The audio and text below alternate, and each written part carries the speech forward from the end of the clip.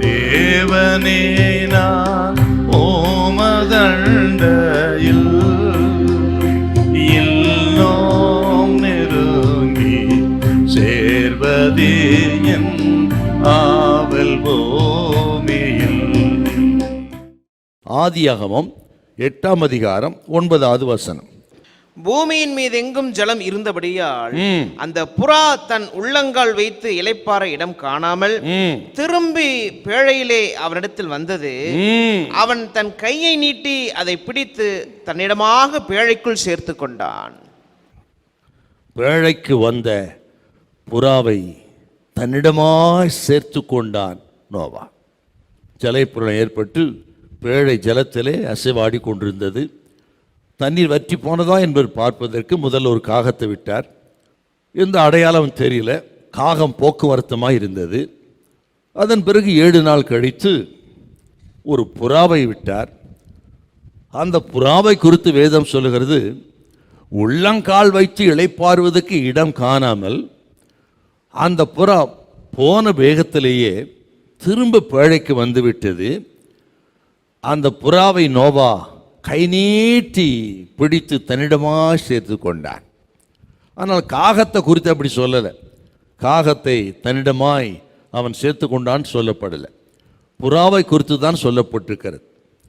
என்று கேட்டால், காகம் அது உள்ளங்கால் வைத்து இளைப்பாறுவதற்கு அநேக இடங்கள் அங்கே இருந்திருக்கிறது.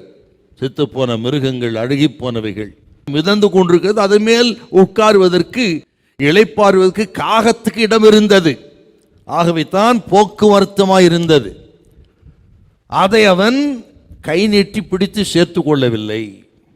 ஆனால் புறாவை பாருங்கள், அப்படி உள்ளங்கால் வைத்து இளைப்பாறுவதற்கு புறாவுக்கு இடமில்லை. புறாவானது அப்படிப்பட்ட அசுத்தமோ அழுகி போனதோ இப்படிப்பட்ட அதுக்கு பிரியம் இருக்காது. அது சுத்தமானது. ஆகவே அது சுற்றி பார்த்து எங்கும் இடம் காணாமல் திரும்ப பாதுகாப்பான இடம், பரிசுத்தத்துக்கும் சரி எல்லாவற்றுக்கும் பாதுகாப்பான பேழைதான் என்று உறுதி செய்து திரும்ப போன வேகத்திலேயே புறா பேழைக்குள் வந்தது. நோவா அதை பிடித்து தன்னிடமாய் வைத்து கொண்டான். இந்த காகம் என்பது நமது பழைய வாழ்க்கைக்கு அடையாளம்.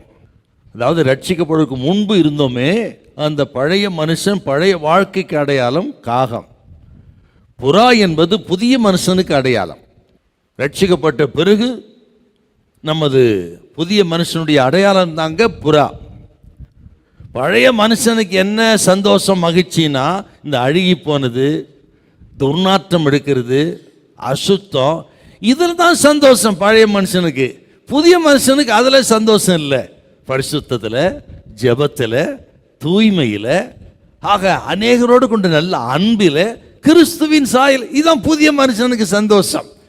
இன்றைக்கு ஆண்டவர் சொல்லுகிறார், அந்த பழைய மனுஷன் சுபாவத்தெல்லாம் விட்டுட்டு புதிய மனுஷன் சுபாவத்தை போல தேவனை சேர்ந்தால், கர்த்தர் சொல்கிறார், நோவாவை போல அவர் உங்களை சேர்த்து அணைத்து கொண்டு இந்த மாசத்துல பாதுகாப்பார், ஆதரிப்பார், உங்க ஜபத்துக்கு பதில் கொடுப்பார். கர்த்தர் உங்களை கைவிடவே மாட்டார். ஹல்லேலூயா, ஹல்லேலூயா.